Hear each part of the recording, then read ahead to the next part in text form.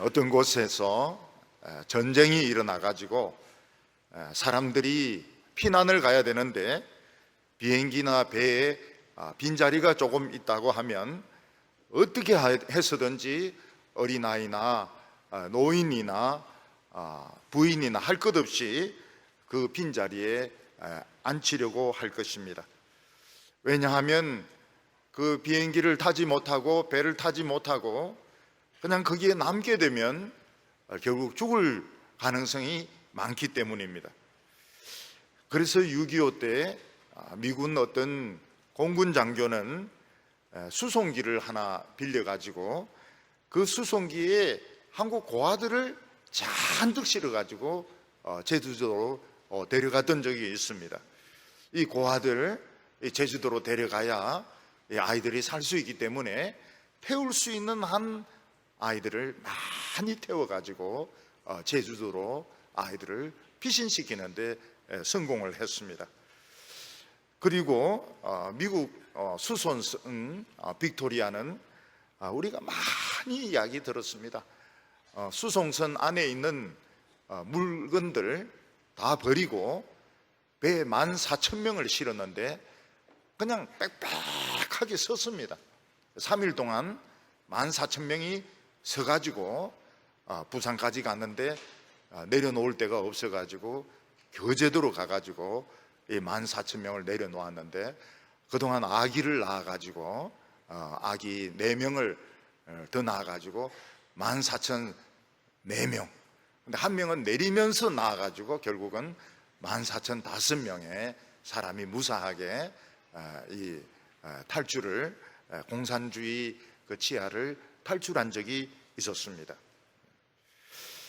얼마 전에 미국의 하버드 대학을 졸업하고 영국 옥스퍼드 대학의 그 로즈 장학금을 받았던 한국 학생이 있었습니다.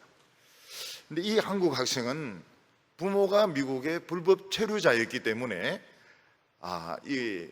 트럼프가 들어서면서 나가면 들어올 수가 없게 되었습니다. 로즈 장학금을 받고 영국에 가면 미국에 못 들어오는 처지가 되었습니다.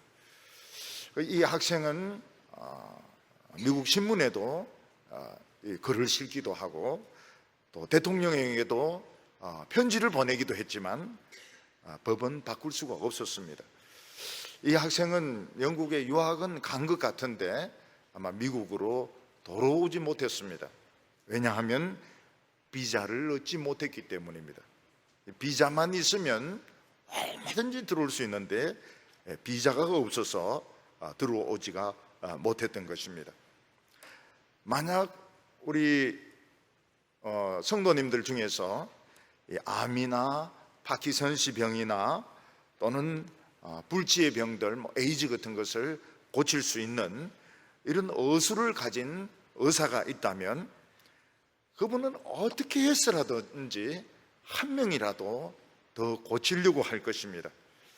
왜냐하면 자기에게 남에게 없는 이런 어술이 있기 때문에 이 어술을 썩혀 놓을 수가 없는 것입니다. 그래서 의사 선생님들은 나이가 들어도 환자들을 봅니다. 왜냐하면 한 사람이라도 더 고치고 싶어서 그렇게 하는 것입니다. 어떤 집에 할아버지 할머니 이렇게 있는데 아들 하나만 있었습니다. 이 아들은 교회를 다니고 부모는 교회를 다니지 않았습니다. 예수를 믿지 않았습니다. 근데 이 아들이 폐암에 걸려서 죽게 되었습니다. 이 아들은 부모님에게 이야기했습니다. 나는 지금 천국에 가는데 부모님들도 천국에 오십시오. 그러니까 부모님이 너가 있는 천국에 어떻게 가느냐? 천국에 가는 표가 있습니다. 그 표를 어디 가면 살 수 있느냐? 교회 가면 천국에 가는 표를 줍니다. 거저 줍니다. 그래서 제가 아는 분이 있는 교회에 이 노인들이 찾아왔습니다. 우리 아들이 죽었는데 교회 가면 그 아들이 있는데 가는 표를 준다고 하더라고. 그러면서 표를 달라고. 그래 이제 그 목사님이 무슨 말인지 딱 알아들었습니다. 그래서 이 표는 제가 드리는 것이 아니고 교회를 계속 오면 그냥 저절로 생긴다고 이야기를 했습니다. 그래서 그 뒤로 그 부모님은 자기 아들 있는 곳에 가려고 교회를 계속 이래 오다가 표를 얻었습니다. 표를 얻었습니다. 믿음이 생겼어요. 그래서 목사님이 물어봤습니다. 천국 가는 표를 얻었냐 이러니까 이분들이 얻었다 그래요. 그런 표가 어디 있느냐고. 그냥 교회 계속 나오면 믿음으로 천국 가는 거지 우리는 다 알고 있다고 이분들은 그렇게 대답을 했습니다. 만약 우리가 죽음의 병, 영생의 병을 치료할 수 있는 그런 의술이나 그런 약을 가지고 있다면 우리는 어떻게 했든지 한 사람이라도 더 살리고 땅 끝까지 갔으라도 한 명이라도 더 영생을 얻도록 죽음에서 살릴 수 있도록 노력을 할 것입니다. 사도 바울은 예수님으로부터 바로 그 의술, 그 약, 복음이라는 의술, 복음이라는 약을 받았습니다. 인간들은 결국 전부 다 멸망할 수밖에 없는데 이 복음을 듣고 복음을 믿으면 영생을 얻는다는 사실을 이 바울은 깨달았던 것입니다. 그래서 바울은 한 사람이라도 더 살리기 위해서 자신의 인생을 허비하지 않았습니다. 그는 모든 곳에 다 다니면서 사람들에게 복음을 전했고 복음을 전하면서 돌에 맞기도 하고 몽둥이에 맞기도 하고 굶기도 하면서라도 어떻게 해서라든지 한 명이라도 더 이 죽음의 병, 멸망의 병에서 건지기 위해서 노력을 했습니다. 그런데 이 복음에 대한 사람들의 반응은 아주 다양했습니다. 이 소아시아, 지금 터키에 비시디아 안디옥이라는 곳이 있습니다. 우리가 보통 안디옥이라는 곳하고는 다릅니다. 중부지, 터키 중부 지역에 있는 이 안디옥은 폭발적인 반응이 일어나는데 온 그냥 도시 사람들이 이 바울의 그 이야기를 듣기 위해서 다 몰려들었습니다. 이 죽음의 병, 멸망의 병을 고친다고 하니까 그냥 다 몰려들어가지고 폭발적인 반응이 일어났습니다. 그 옆에 있는 루스드라에서도 폭발적인 반응이 일어났는데 거기서는 바울이 돌에 맞아가지고 죽는 경험을 합니다. 사람들이 아주 시기심을 가지고 돌을 던져가지고 바울을 죽이는데 살아납니다. 근데 지성의 도시인 아테네에서는 굉장한 냉담한 반응을 보였습니다. 믿는 사람이 생기긴 했지만 몇 명 정도밖에 생기지 않았습니다. 에베소는 이 아시아 쪽에 있고 고린도는 유럽 쪽에 있는 마주보는 이런 도시인데 다 술집이 있고 사창가가 있고 굉장히 타락한 도시였습니다. 그런데 두 도시 모두 다 부흥이 일어났습니다. 참 놀라운 것이 뭔가 하면 죄를 많이 짓는 그런 사람들이 더 많이 회개하고 더 많이 복음을 듣는 것입니다. 전에 제가 설교하러 갔던 한 교회가 있었습니다. 근데 그 사창가에 딱 붙어 있었습니다. 사창가에 딱 붙어 있었어요. 근데 목사님이 귀에 대놓고 무슨 이야기를 하는가 하면 여기 있는 그 교인들 중에는 옛날에는 포주도 있었다는 겁니다. 포주도 있었고 뭐 자관 좋지 않은 직업을 가졌던 사람들도 있었다고. 혹시 제가 설교하면서 잘못 말할까 싶어가지고 옛날에는 여기가 완전히 이 사창가에 지배를 당했던 곳인데 지금 이 교회가 지금 있다고. 그런데 놀랐어요. 설교를 듣고 막 교인들이 막 은혜를 받는데 은혜를 받고 그냥 그 은혜만 받는 게 아닙니다.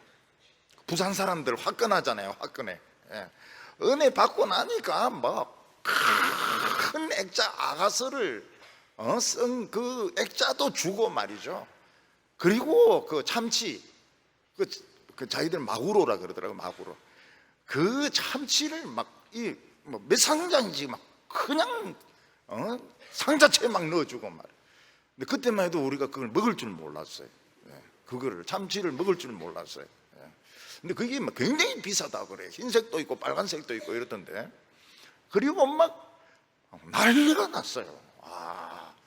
그래서 이 사도 바울이 이 죄가 더한 곳에서는 하나님의 은혜도 더했다, 이게 이 말이 맞는 곳이더라고요. 그래서 이 진짜 사창가 이런 데는 막 전도 막 해야 됩니다. 회가 생길 줄 몰라요. 사람들이 막 처음에는 저를 안 부르려고 그랬어요. 막 그 내분이 많아가지고, 교회 안에 막 싸움이 많아가지고, 그런 이제 목사님이 살살 달래가지고 교회 전체 집회로 하지 말고 그냥 청년들을 수련회로 하자.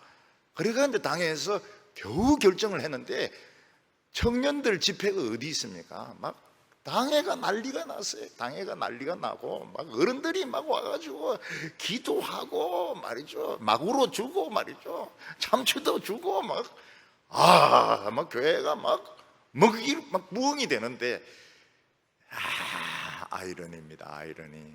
정말 아이러니. 아이러니. 이제 사도 바울은 로마를 기대하고 있습니다. 로마는 세계 최고의 그 도시지만은 또 거기 사창가도 만만치가 않거든요. 거기 폭력, 그 깡패들, 그 자경단이라 해가지고, 그런 사람들 다 깡패들이거든요. 그러니까 이 사도 바울은 기대하는 것이 있는 것입니다. 지금 노예들이 기독교인이죠. 사창가가 더 유명하죠. 여기에 정말 한번 폭발적인 부흥이 일어날 수도 있겠다. 그래서 이제 로마서를 자기가 가기 전에 로마서를 먼저 보내게 되는 것입니다.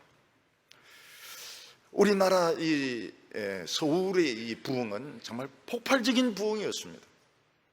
서울에는 몇천 명은 그냥 큰 교회라고 볼 수도 없고 몇만 명씩 모이는 그런 큰 교회들이, 세계적으로 유명한 교회들이 많았습니다.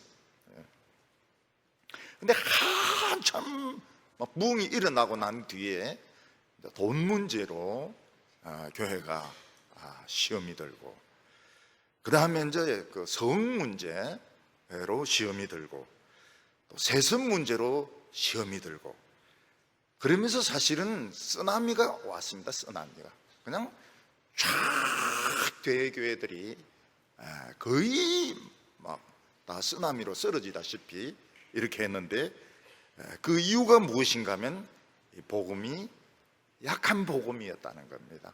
약한 복음.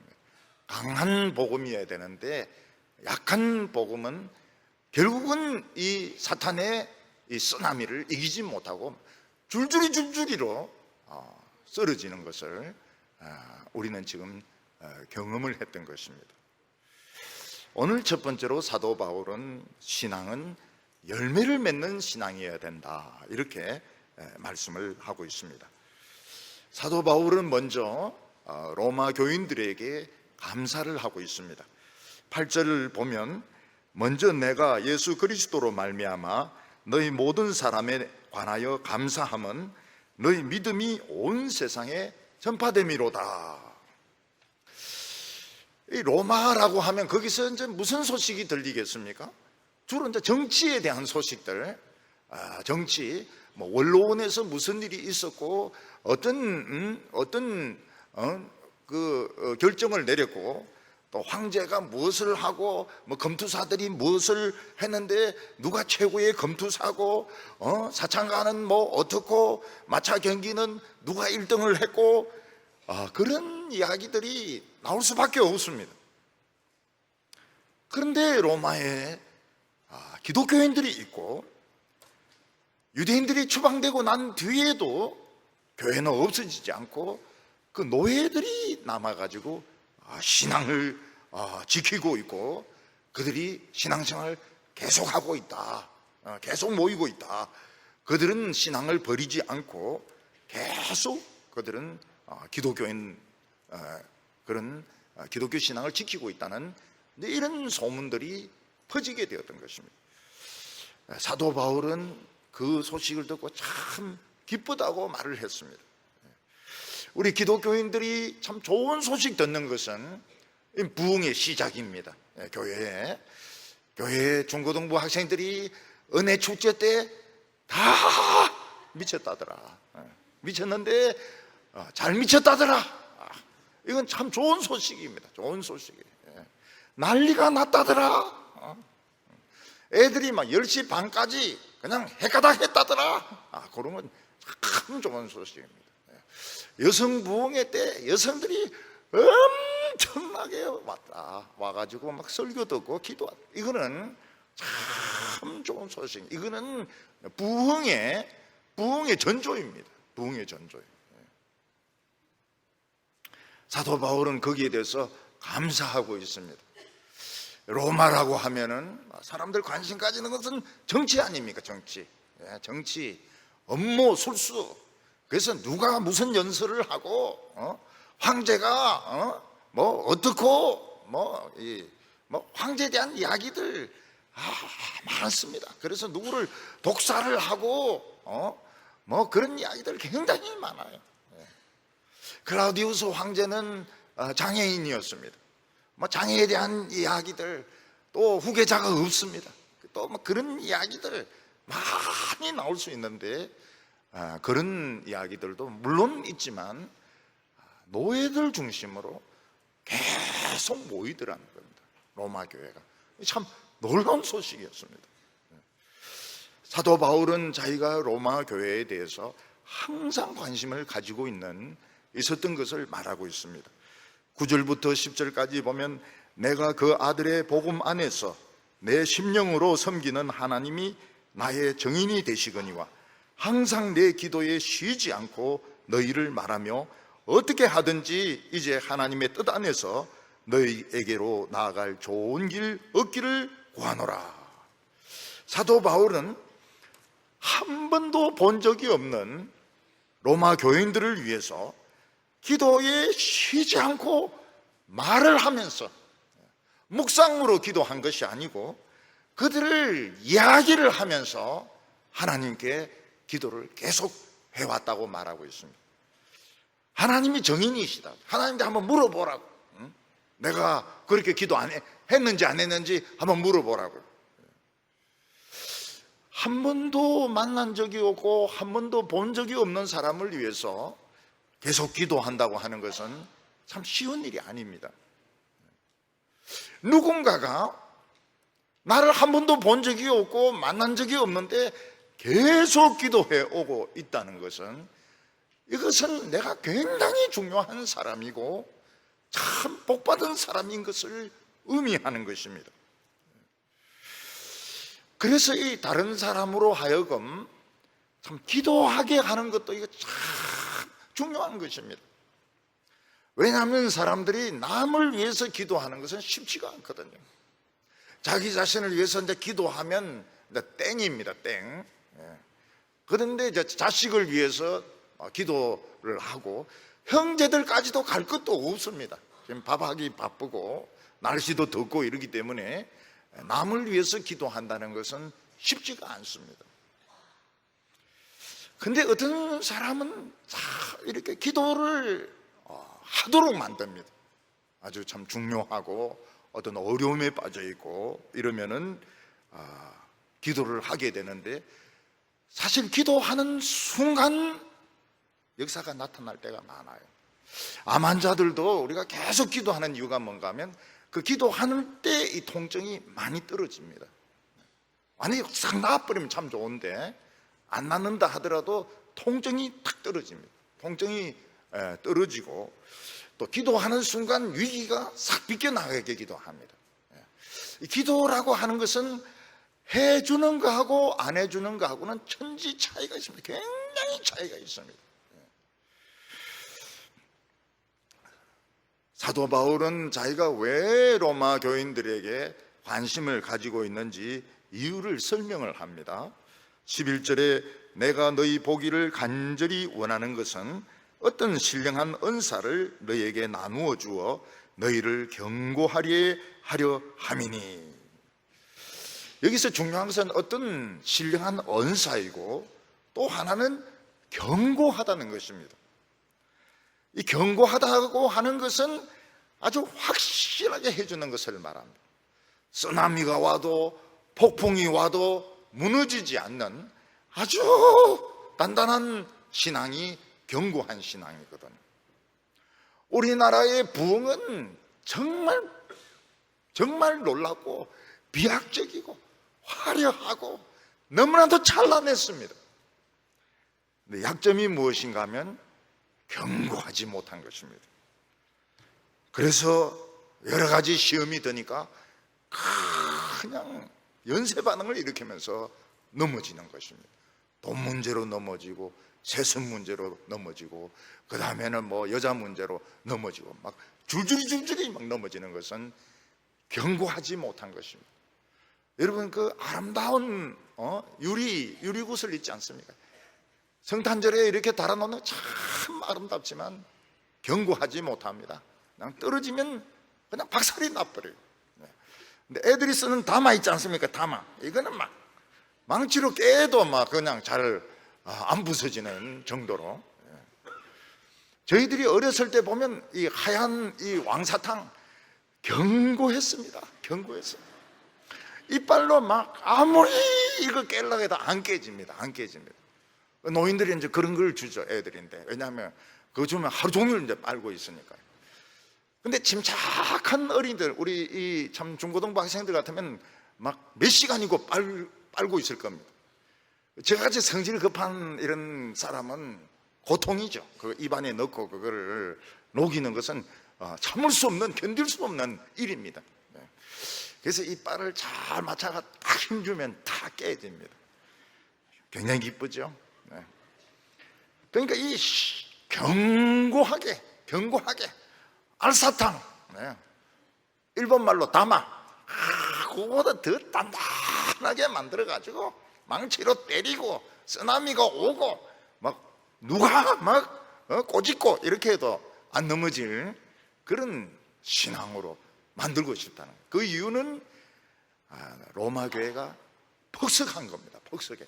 노예들 중심으로 모이고는 있지만 열심은 내고 있지만 폭석한 거예요. 안에 복음의 핵심이 없는 것입니다. 신령한 은사는 하나님이 주신 선물을 말합니다. 이 선물이 무엇을 말할까요? 이것이 바로 복음의 핵심을 말하는 것입니다. 우리가 생각하기에는 사도 바울이 지금 이제 돈을 모아가지고 바로 고린도에서 로마로 못 오는 이유가 돈을 모아가지고 예루살렘으로 갔다가 와야 되기 때문에 못 오는 겁니다. 그래서 편지를 보내는 겁니다. 그 돈 좀 빼가지고 그냥 로마 사람들인데 주면 로마 교인들 얼마나 좋아하겠습니까? 예루살렘도 헌금하고 로마도 헌금하고 이러면 좋을 텐데, 그래서 지금 편지를 쓰는 거거든요. 지금 못 가기 때문에. 근데 사도 바울은 지금 돈을 보내려고 하는 것이 아닙니다. 또 여기 고린도에 있는 그 소문들, 고린도 사람들도 이 올림픽 같은 것이 있어요. 그래서 누가 올림픽에 우승을 했느냐, 그런 소문도 있을 수 있고, 또 재미있는 그런 물건들 잔뜩 모아가지고 구제품 같은 거 모아가지고 전달을 해줄 수도 있는데, 사도 바울은 그런 선물이 아니었습니다. 사도 바울은 예수의 피가 죄를 이긴다 하는 복음이었습니다. 이게 어떻게 좋은 선물이 될 수 있을까요? 어떻게 이것이 예수의 피가 죄를 이긴다, 이게 로마 교회를 견고하게 할 수 있을까요? 그것은 바로 육신의 세계와 영의 세계가 다르기 때문에 그렇습니다. 육신적으로 보면 로마가 세계에서 최고로 강한 나라이고, 또 거기에 사창가나 마차 경기나 검투 경기가 제일 재미있는 것 같지만 사실은 또 다른 세계가 있는 것입니다.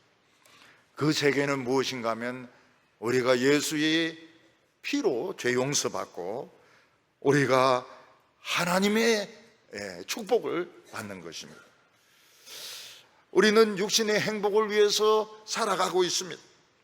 그러나 육신의 이 행복은 껍데기에 불과하고 정말 중요한 것은 영의 세계인 것입니다. 그래서 예수님께서는 너희들의 육신만 죽이는 사람을 두려워하지 말고 너의 영혼과 육신을 함께 지옥에 던지는 하나님을 두려워하라고 말했습니다. 우리는 지금 이 육신의 행복이 중요한 시대에 살고 있습니다. 그래서 키가 큰 사람은 멋있다고 말합니다. 살이 빠지면 너무너무 좋아합니다. 살이 빠지면 너무너무 좋아합니다. 좋은 옷을 입고 돈이 많으면 성공했다고 부러워하고 있습니다. 그러나 이것은 전부 영혼을 싸는 껍데기에 불과한 것입니다.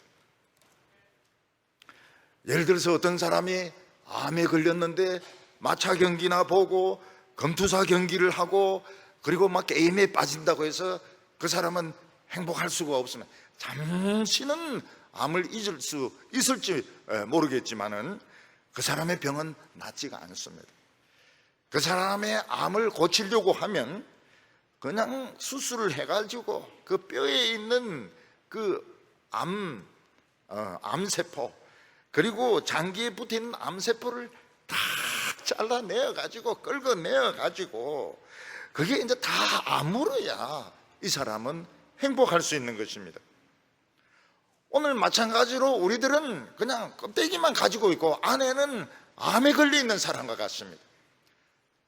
암에 걸려 있어도 키 크도 그 사람 암 환자입니다. 미스 코리아고 안 부른다. 암 환자라고 병원에 가면 암 환자라고 부릅니다. 암 환자라고 불러요. 사도 바울은 무엇을 알았습니까? 영혼의 병을 치료하는 그 수술, 영혼의 병을 치료하는 그 약이 복음 안에 있다는 걸 알았는데 이것을 선물로 가져가 가지고 너희들의 신앙을 아주 견고하게 해주겠다. 누가 물고 누가 망치로 부수고 누가 몽둥이로 때려도 깨어지지 않는 그런 견고한 신앙으로 만들고 싶다. 그런 이야기를 하고 있습니다. 이 열매 맺는다고 하는 것은 세례 요한이 먼저 썼던 표현입니다. 많은 유대인들이 회개할 생각은 없으면서 요한의 설교를 들으러 오니까 요한이 뭐라고 말합니까? 회개에 합당한 열매를 맺어야 된다고.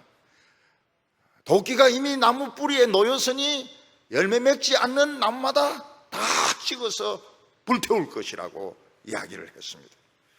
열매는 어떻습니까? 열매는 이게 만져지고 맛이 있고 그 안에 씨가 들어 있습니다. 그래서 여기서 열매 맺기를 원한다 하는 것은 다른 것이 아닙니다. 부흥의 열매가 일어나기를 바란다는 것입니다. 고린도에서도 있었고 에베소에서도 있었던 이런 부흥이 로마에서도 일어나기를 원한다고 말하고 있습니다. 사도 바울은 비시디아 안디옥에서 부흥을 경험했습니다. 거의 도시 사람들이 다 몰려들었다는 것은 이건 부흥을 말하는 것입니다. 루스드라에서 부흥이 일어났습니다. 에베소서 부흥이 일어났습니다. 고린도에서도 부흥이 일어났습니다.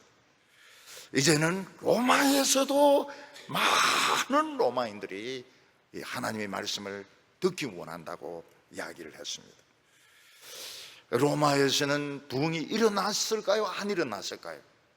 우리는 그것은 직접적으로는 확인이 안 되지만 대박해가 일어났습니다. 대박해가 일어났는데 참 놀라운 것은 그 여자들, 아이들이 신앙을 부인하지 않는 것입니다.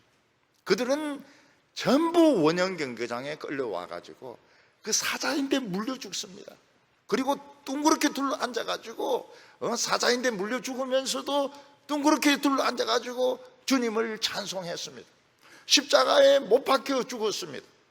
길마다 세워놓고 못 박아가지고 그들을 가로등으로 썼습니다. 그런데 그들은 주님을 부인하지 않았습니다. 나중에 로마에 있는 기독교인들이 어떻게 모임을 가집니까? 그 카타콤이라고 하는 그 무덤이죠. 무덤이면서 그게 안에가 굉장히 깊습니다. 굉장히 긴데 그 안에 이제 기독교인들이 몰래 모여가지고 예배를 드립니다. 그것을 보면 로마의 크리스천들의 신앙이 정말 견고해졌다. 처음 그런 핍박을 받아본 것입니다. 처음 사자인데 물려 죽고 로마인들이 십자가에 못 박혀 죽고 불에 태워서 죽고 이런데도 그들은 주님을 부인하지 않았습니다. 그리고 지하 무덤에서 모여가지고 계속 예배를 드리고 말씀을 들었습니다. 이것을 보면 이 로마서가 참 얼마나 대단한 위력을 가졌는지 알 수가 있습니다. 그들의 신앙이 정말 견고하게 되었던 것입니다. 만약 그들이 이 말씀으로 훈련받지 않았더라면 그들은 다 주님을 부인했을 것이고 다 도망갔을 것입니다. 오늘 두 번째로 사도 바울은 자기는 복음의 빚진 자라고 말을 했습니다. 이 세상에서 제일 마음이 억눌린 사람은 빚을 지고 있는 사람입니다. 빚을 지고 있으면은 그 빚쟁이들이 시도 때도 없이 전화해가지고 빚을 갚으라고 하기도 하고, 어떤 데는 회사에 쳐들어와서 막 창피를 주기도 하고, 어떤 데는 홍파까지 떼가는 수도 있습니다. 신체 포기각서 이런 걸 쓰게 해가지고 이 콩팥을 떼가기도 합니다. 그래서 이 다른 이 가난한 나라에 가서 사람이 잃어버리면은 나중에 보면 콩팥 없는 채로, 간 없는 채로 발견이 되기도 합니다. 그거 떼가 버려요. 그게 돈이 되니까요. 근데 사도 바울은 자기가 빚진 자라고 말하고 있습니다. 14절에 보면 헬라인이나 야만인이나 지혜 있는 자나 어리석은 자에게 다 내가 빚진 자라. 사도 바울이 도대체 돈을 어떻게 썼길래, 도대체 사도 바울이 어떤 식으로 사업을 했길래 모든 사람들에게 빚을 지게 되었을까요? 헬라인에게도 돈 빌리고, 야만인들에게도 돈 빌리고, 지혜 있는 자에게도 돈 빌리고, 어리석은 자들에게도 돈 빌리고, 도대체 빚이 얼마나 될까요? 사도 바울에게 당신의 빚은 얼마나 됩니까? 이렇게 물어보면 히딩크 같이 하늘만큼 땅만큼 이렇게 이야기할 것입니다. 그는 무슨 빚을 졌습니까? 돈의 빚을 진 것이 아닙니다. 사랑의 빚을 진 것입니다. 사도 바울은 하나님 앞에서 악한 죄인이었습니다. 그는 교회를 핍박했습니다. 교인들을 감옥에 가두고 한 명씩 끌어내어서 예수를 부인해라고 강요를 했습니다. 근데 예수님은 자기 같은 사람을 위해서 죽으셨고, 예수님은 자기에게 나타나셔서 부탁을 하셨습니다. 무슨 부탁을 하셨습니까? 모든 이방인들에게 가서 이 생명의 복음을 전해다오, 이런 부탁을 했던 것입니다. 만약 사도 바울이 예수님의 이 부탁을 깔고 안고 복음을 전하지 않으면 이방인들은 다 지옥 갑니다. 한국에 있는 교인들, 미국에 있는 교인들, 중국에 있는 교인들, 유럽에 있는 교인들 전부 다 지옥으로 갈 수밖에 없습니다. 영원한 멸망을 할 수밖에 없습니다. 예수님은 그 피 묻은 손으로 바울에게 너는 땅끝까지 가서 복음을 전해다오. 이 복음이 사람을 살리는 이 약이고 이 치료하는 유일한 방법이라고 말씀을 하셨습니다. 사도 바울은 이 복음의 가치를 알았습니다. 왜냐하면 자기 자신이 완전히 새 사람이 되었기 때문입니다. 바울은 오만한 자였습니다. 굉장히 과격한 사람이었습니다. 굉장히 야망에 불타던 사람이었습니다. 자기 자신이 예수 그리스도를 알고 난 뒤에 완전히 변했습니다. 예수 그리스도를 아는 지식이 가장 고상함을 인함이라. 누구든지 이 복음을 들으면 변하여 새 사람이 됩니다. 영생을 얻게 되고 죄 용서받게 되고 새 사람으로 살게 됩니다. 여러분, 영생이란 게 얼마나 중요합니까? 병원에 가보면 산자와 죽은 자의 차이는 진짜 하늘과 땅의 차이입니다. 중환자라도 아직 환자가 살아있으면 호수를 꽂고 인공호흡을 시키고 간호사나 의사가 계속 돌봅니다. 어떻게 하든 그 사람을 살려내려고 합니다. 그렇지만 죽어버렸을 때에, 호흡이 중지되고 맥박이 중지되어 버렸을 때, 아무리 이 인공호흡을 시켜도 살아나지 않을 때 결국 그 사람은 냉동고로 그냥 즉시 빼버립니다. 즉시 빼버리고 그냥 바로 냉동고로 들어가고, 그리고는 장사를 지나게 되는 것입니다. 여러분, 오늘 우리 인간들은 지금 그 경계선에 있습니다. 산자와 죽은 자의 경계선에서 지금 살 수도 있고 죽을 수도 있습니다. 하나님께서 어떻게 하셨습니까? 이 복음이 있다. 이 복음, 예수 그리스도의 십자가 피가 있다. 이걸 듣고 믿는 자는 다 살아나고 치료되고 영생을 얻는다. 영원히 살게 된다는 것입니다. 복음을 믿지 않는 자는 어떻게 됩니까? 영원한 지옥불에 가게 됩니다. 영원한 지옥불에. 이 죄라고 하는 것, 인간의 욕심과 음란과 이 모든 것들은 광우병보다도 에이즈보다 더 위험하기 때문에 이거는 유황을 섞어가지고 억만 년을 태워야 됩니다. 안 그러면은 온 우주가 오염이 되기 때문에 억만 년 태우고 또 억만 년 또 태웁니다. 너무 이 병이, 이 감염이 너무 빠르기 때문에. 여러분, 광우병, 구제역, 조류독감 걸리면 어떻게 됩니까? 그 지역 안에 있으면 다 죽입니다. 뭐 병에 걸렸든지 안 걸렸든지 다 살처분합니다. 그 주인은 안 죽이려고 그러죠. 그러나 국제법이 그렇게 되어 있습니다. 국제법이. 그걸 안 지키면 어떻게 됩니까? 그 나라 돼지고기 일체 전 세계에서 사지 않습니다. 그 위험 지역으로 선포가 되어버립니다. 지금 지구 전체가 위험 지역입니다. 일본은 굉장히 위험 지역이죠. 북한 굉장히 위험 지역이죠. 한국도 위험 지역이죠. 위험 지역끼리 막 서로 지금 막 헐뜯고 싸우고 이러고 있는데 사실 다 그게 그겁니다. 다 지금 오염이 되어 있습니다. 이 사명을 사도 바울은 안 겁니다. 내가 전하지 않으면 이 많은 생명들 이거 어떻게 하겠냐. 주님이 저래 많은 사람들 지옥에 갔는데 어떻게 할래? 참 노아 때 8명 말고는 다 지옥에 들어갔거든요. 8명 말고는. 근데 유다서에 보면 그 노아가 열심히 설교했다고 그래요. 열심히 설교했는데도 불구하고 그때 인구가, 전 세계 인구가 한 몇십만 명은 됐을 겁니다. 다 지옥에 간 겁니다. 저 밑에 있는 우주 밑바닥에 있는 쓰레기 하치장, 거기에 인간들이 다 가 있는 겁니다. 근데 이 사명이 오늘 우리들에게도 있습니다. 우리 모두에게도 이 사명이 있습니다.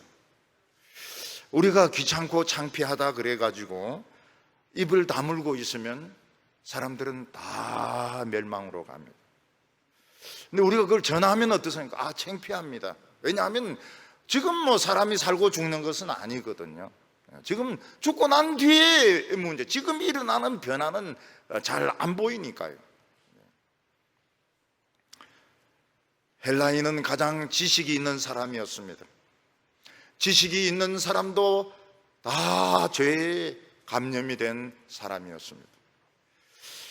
이 야만족은 다뉴브강과 라인강 넘어 있는 게르만족하고 그 야만족들입니다.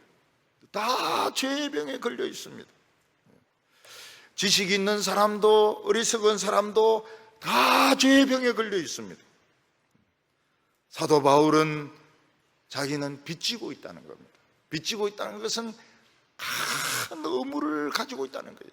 이 사람들은 모르고 있지만은 눈빛으로 좀 살려달라고, 비행기 좀 태워달라고, 배 좀 태워달라고, 병원에 좀 데려가 달라고 지금 막 부탁을 하고 있다는, 모르지만은 바울은 이제 그런 눈빛을 보고 있는 것입니다. 옛날에 필라델피아라고 하는 그 영화가 있었는데요, 아주 유명한 배우가 주연을 했습니다. 그 한 변호사가 동성연애자인데 그 에이즈 판정이 났습니다. 그래서 그 회사에서 이 사람을 잘랐습니다. 파면을 시켰습니다. 에이즈 환자이기 때문에. 그래서 이 사람이 이제 소송을 합니다. 에이즈 환자라고 해서 나를 파면시키는 것은 정당하지 못하다. 그래서 대법원까지 올라가서 이깁니다. 이 사람이. 이 사람을 자르면 안 된다. 그래서 이기고 그날 죽습니다. 에이즈로 죽습니다. 그게 뭐 미국은 대단히 좋은 영화라고 이야기하는데, 좋은 영화, 아주 나쁜 영화고 재미도 없는 영화고, 정말 이건 뭐가 재미가 있습니까 그거? 그러니까 그냥 얼굴에 이제 막 자꾸 이제 검은 게 막 나오고 막 이제 이러면서 끝에 가서는 이제 그 대법원에서 승소했다 하는 소식 듣고 죽는 겁니다. 똑똑하죠? 변호사니까 똑똑하죠? 그러나 그는 에이즈 환자였습니다. 오늘 우리나라 사람들은 뭐 서울대 교수라고 하면 믿고 무슨 박사라면 믿고 이런데 다 죄의 환자들입니다. 다 환자들이에요. 무식한 사람도 믿지 마세요. 다 환자들입니다. 다 환자들입니다. 사도 바울은 로마에 있는 교인들에게 이 복음을 전하고 싶다고 말했습니다. 왜냐하면 자기에게 이 진리가 있기 때문에, 이 영원히 죽는 병을 고칠 수 있는 그 약과 그 방법이 자기에게 있기 때문에 자기는 빚을 지고 있다는 것입니다. 그래서 15절에 그러므로 나는 할 수 있는 대로 로마에 있는 너희에게도 복음 전하기를 원하노라. 만약 우리에게 콜레라가 막 퍼지고 있는데 콜레라를 치료할 수 있는 약이 있다면 막 나눠줄 겁니다. 안 먹으려고 그러면 입 벌리고 막 강제로 막 먹일 것입니다. 메르스가 막 퍼지고 있는데 그 치료약이 있다면 막 나눠줄 것입니다. 나눠주고 막 먹일 것입니다. 모든 사람들이 이 멸망의 병에 걸려있는 증거가 무엇인가 하면 사람들은 다 죽는다는 것입니다. 이게 증거입니다. 사람들은 다 죽고 난 뒤에는 없어져 버립니다. 그런데 사람들은 이것을 안 믿습니다. 안 믿고 오히려 우리가 미쳤다고 이야기합니다. 쓸데없이 시간을 낭비한다고 이야기합니다. 여러분, 남자들 보면 병원 가려고 합니까? 병원 절대 안 가려고 그럽니다. 병원 절대. 부인이 쪼르고 그래서 겨우 병원에 가서 MRI 찍어보고 CT 찍어보고 이러니까 암이라. 그러면 막 신경질을 엄청 냅니다. 신경질 엄청 내고 병원에 가자고 했다고 말이죠. 처음에는 자기는 병원에 갈 이유가 없다고 이야기합니다. 병원에 가고 난 뒤에는 모르고 그냥 죽으면 되는데 왜 자꾸 나를 살리려 하냐고 막 부인을 막 못 살게 굽니다. 그래서 이제 부인들이 되게 목사님에게 데려오죠. 목사님들 데려오면 성질을 부리긴 부리지만 덜 부리니까요.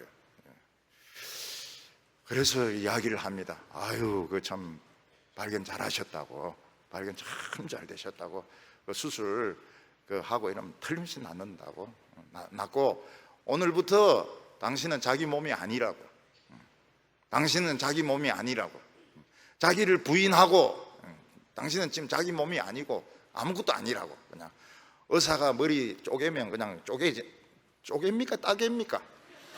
경상도 사람들은 또 따갠다 그럽니다. 따개면 따개는 거, 열면 열는 거고, 뭐 배 갈라가지고 막 빼면 빼는 거고, 요즘은 뭐 폐암은 금방 내려가더라고요. 폐암은 바로 내려가더라고. 그러니까 한쪽만 찾아가지고 안 되는 거예요. 다 지금 건강하세요. 건강하세요. 건강하게 지금 다 살아 계세요. 근데 사람들이 이걸 안 믿습니다. 영원한 멸망을 안 믿습니다. 술이 막 고주 막 망태기가 될 정도로 먹고 헛소리하고 막 이러면서도 안 믿습니다. 옆에서는 막 미사일을 쏘아 올리고 막 무역전쟁 해보자고 막 하고 이런데도 멸망을 안 믿습니다. 그래서 우리 예수 믿는 사람들이 이 성실해야 됩니다. 성실해 가지고 우리 학생들도 공부는 하나도 안 하고 심판이 왔다, 멸망이 왔다, 담임 선생님 말은 죽어도 안 들으면서 예수 믿어라, 더 두드리 맞습니다. 담임 선생님에게. 근데 제가 참 열심히 공부하는데 그렇지 아니라. 그러면서 교회 한번 가볼래? 오늘 저녁에는 은혜 축제 하는데 선풍기 준단다. 손 선풍기 준단다. 그거 뒤집어도 나와? 이러면서 이제 한번 오는 거예요. 선풍기 때문에 오는 겁니다. 그리고 간식도 준단다. 그리고 애들 막 찬양하고 이러는데 너 미쳤다 하지 마라. 저거 정상적인 거다. 너 딱 끝나면 다 정상적으로 돌아온다. 그렇나? 이제 이러면서 이제 조금씩 믿기 시작하는 겁니다. 제 아내 친구도 보면은 절대로 예수 안 믿는다. 제사 지내는 그런 집안 출신이니까. 근데 이제 외국에 갔다가 이제 외롭고 이러니까 자기 기독교에 발가락 하나 딱 담갔다는 거예요. 발가락 하나. 구역 예배만 잠깐 나간다는 거예요. 공부. 애도 있고 이러니까 심심하니까요. 지금은 막 열심히 믿습니다. 발가락을 담근 결과로 지금은 굉장히 잘 믿어요. 남편도 너무너무 잘 믿습니다. 박근혜 정권 밑에, 문 정권 밑에서 너무너무 일을 잘했어요. 그 사람은. 터집을 잡을 데가 없습니다. 그만큼 일을 잘했어요. 사람들이 안 믿습니다. 그래서 정상적으로 우리가 살아야 됩니다. 정상적으로. 머리 빗지도 않고 막 세수도 안 하고 이러면서 주 예수를 믿어라, 니나 믿어라 이렇게 합니다. 근데 머리도 단정하게 이렇게 그걸 이단들이 그렇게 하잖아요. 주로 이쁜 아가씨들 막 보내가지고 대학생들 와서 막 이단 믿어라, 예 이러면서 막 이쁘니까 막 따라오고 이러거든요. 멸망할 그 이단인데 쏘고만 안 돼요. 우리 권사님들이나 이런 분들 믿어야지 그 이단들 믿으면 안 됩니다. 그래서 우리 교회는 정상적으로 이렇게 생활하도록 그렇게 가르친, 직장도 정상적으로 직장 안 가지고 막 만나를 주소서, 아니면 까마귀를 요새 까마귀가 어디 있습니까? 까마귀가 지금 까마귀 구경하려면 지금 청도 가도 지금 까마귀가 없는데 까마귀가 어디 있습니까? 까마귀가 고기를 날라주시기를 바랍니다. 지금 그리시내가에서 기다리고 있습니다. 과부집이 어디 있습니까? 과부가 어디 있는데요 지금 같은 이 세상에. 그러니까 정상적으로 살면서 교회를 한번 가보자, 교회를 가보자고 이렇게 하니까 따라오는 겁니다. 제가 그 은행에 있을 때 옆에 쭉 앉아 있었던 그 돈 받는 아가씨들 다 교회 따라왔잖아요. 주임님 멋있다 이러면서 다 따라갔잖아요. 그 여학생들, 여직원들 다 불교거든요. 불교인데 그냥 주임님이 그냥 오라고 이러니까 다 따라왔잖아요. 남자들도 막 따라왔잖아요. 남자들도. 은행이 저기 문 닫아놓고 뒤에서 막 담배 피우면서 막 엄청나게 이거 하거든요. 시골 학교도 마찬가지입니다. 시골 학교도 수의실에서 막 이거 하면서 막 도박이 엄청나거든요. 시골 학교. 이게 막 소주 마시고 막 눈 뻘겋게 해가지고. 근데 선생님이 술 담배도 안 하고 말이죠. 아이들 자랑해주고 이러면서 알고 보니까 저분이 기독교인이었다. 근데 그러면서 조금씩 이제 신뢰를 가지는 겁니다. 참 믿기가 어려워요. 참 믿기가 어려워요. 우리 이 시족은 진짜 예수 믿기 어려운 견고한 집안입니다. 나쁜 쪽으로 견고한, 이 제사 쪽으로 견고한 이런 집인데 한 몇십 년 지나니까 기독교인들이 생기더라고요. 기독교인들이 생기. 우리 부목사들 집들도 보면 아주 견고한 그런 유교 집안인데 예수 믿는 사람들이 생겨요. 장로도 있고 권사도 있고. 참 이 세월이라고 하는 것이 참 중요합니다. 오늘 세 번째로 하나님 주신 선물이 뭐냐? 하나님이 주신 선물은 영생입니다. 영생. 예수님께서 뭐라고 말씀하셨습니까? 나는 부활이요 생명이니 나를 믿는 자는 죽어도 살겠고 살아서 나를 믿는 자는 영원히 죽지 아니하리라. 이게 선물입니다. 죽어도 살겠고 살아서 믿는 자는 영원히 죽지 아니하리라. 왜냐하면 예수님이 십자가 위에서 내 죽음을 가져가시고 내 죄를 가져가시고 내 모든 심판을 가지고 가셨기 때문에 우리에게는 심판이 없습니다. 우리는 죽어도 삽니다. 계속 살면 더 좋죠. 주님 오실 때까지 한 300살 계속 살면 더 좋죠. 그런데 죽는 게 더 좋아요. 죽는 게 한번 죽어보기도 하고 이래야지. 너 죽어봤어? 이렇게 죽는 것도 좋아요. 영생의 선물을 복음 안에 넣어가지고 주셨습니다. 복음 초콜릿 안에 영생이 들어있는 겁니다. 이거 딱 먹으면 영원히 삽니다. DNA가 영원히 삽니다. 초콜릿, 복음의 초콜릿 안에, 로마서의 초콜릿 안에 영생을 넣어가지고 준 겁니다. 어떤 초콜릿은 그 안에 술이 들어있는 것도 있어요. 위스키. 그거 먹으면 띵합니다. 그런 거 먹으면 안 돼. 이 초콜릿, 로마서 안에 영생이 들어있습니다. 선물입니다. 선물. 16절에 내가 복음을 부끄러워하지 아니하노니 이 복음은 모든 믿는 자에게 구원을 주시는 하나님의 능력이 됨이라. 사도 바울은 복음을 부끄러워하지 않는다고 말을 했습니다. 이게 무슨 뜻이에요? 복음은 세상에서 인정을 받지 못합니다. 원로원은 자랑합니다. 변호사도 자랑합니다. 그리스에 유학 갔다 온 거 자랑합니다. 로마에서는 전쟁에 이긴 장군을 최고로 인정을 해줍니다. 그래서 이 개선식을 할 때 보면 하얀 말 4마리가 모는 그 마차를 타고 입성을 하는데 최고의 명예입니다. 개선식을 했다고 하는 것이. 공부를 잘해서 막 세네카 같이 막 연설 잘하는 사람 나중에 혓바닥 뽑습니다. 인정을 받았습니다. 로마 부자들은 하루 저녁에 식사비로 요즘 돈으로 수천만 원을 씁니다. 그 사람들이 어떻게 그걸 다 먹습니까? 그 토하는 약이 있습니다. 그래서 토하고 와서 또 먹고 토하고 와서 또 먹고. 그래서 그 사람들은 다 역류성 식도염이 다 있다고 하지 않습니까? 한 끼의 식사로 수천만 원 막 쓰고 막 토하고 먹고 토하고 이걸 이제 최고의 자랑으로 생각하는 것입니다. 근데 사도 바울은 복음을 나는 부끄러워하지 않는다고 말했습니다. 복음을 나는 자랑스럽게 생각한다고 말했습니다. 나는 최고로 자랑스러운 것이 예수 믿는 것이고 최고로 자랑스러운 것이 나에게 복음이 있는 것이고 그래서 당당하게 로마에서 죽습니다. 복음을 가지고 있기 때문에. 그 이유가 무엇입니까?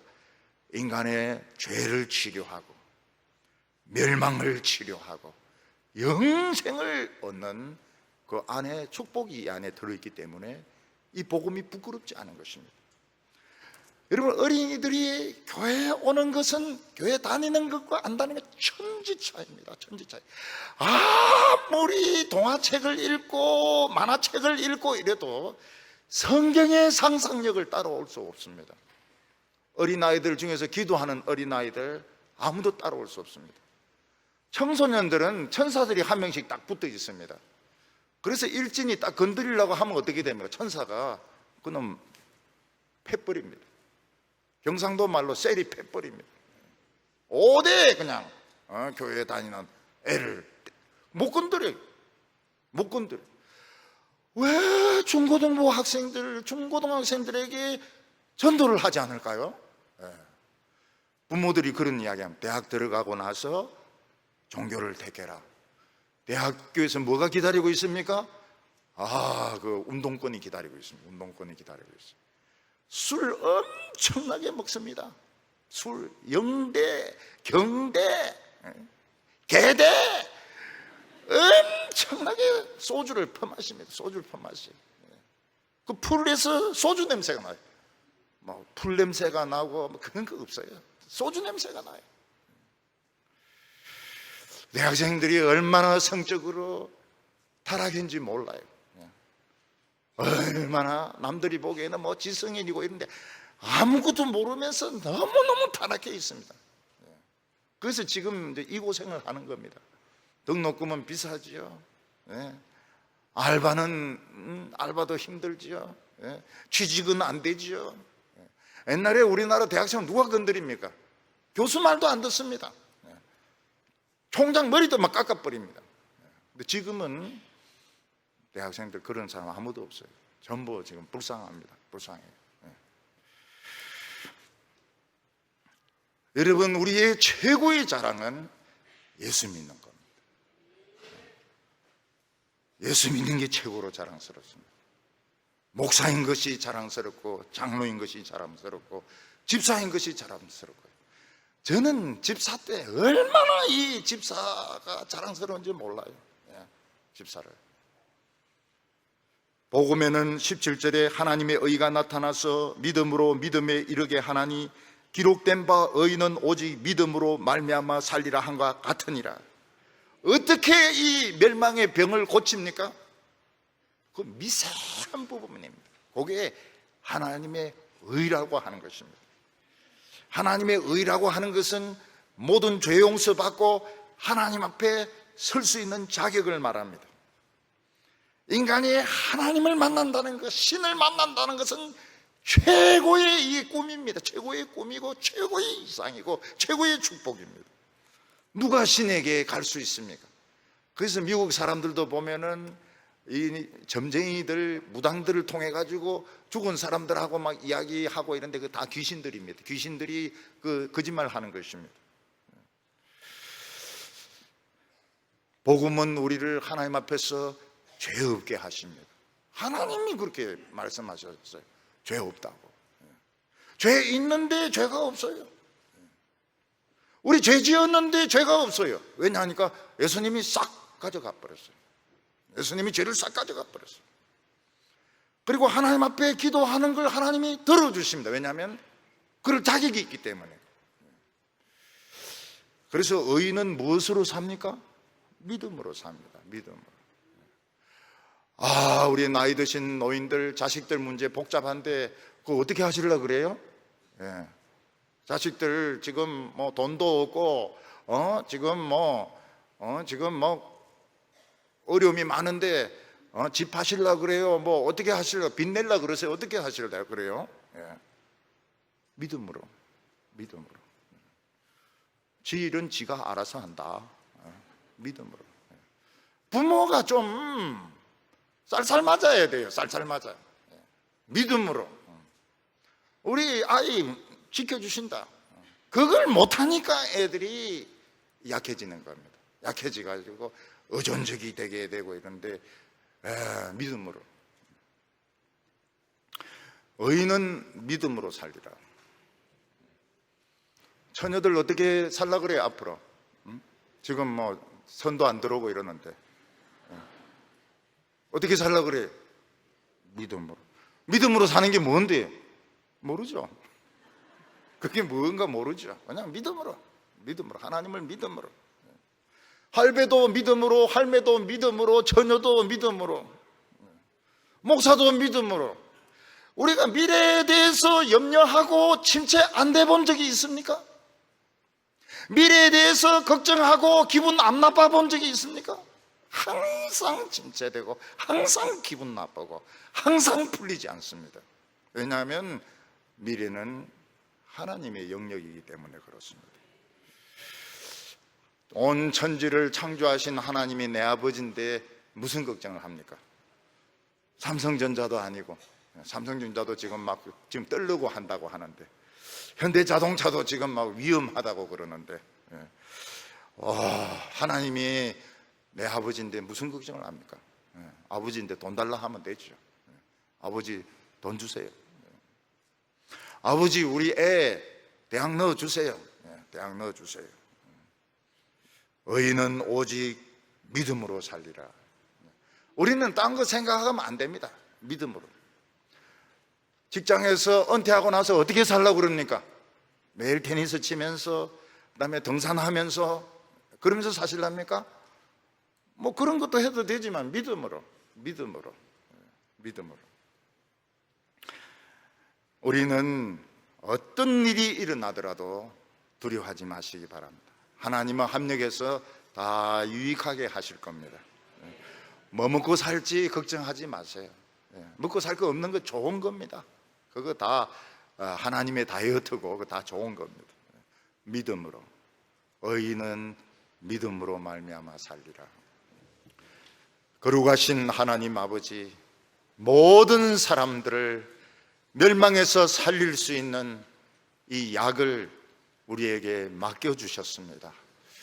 하나님, 우리는 이 약을 가지고 참 사람들에게 사람들을 치료를 해야 될 텐데 우리는 부끄럽기도 하고 또 사람들은 그런 것을 인정을 하지 않습니다.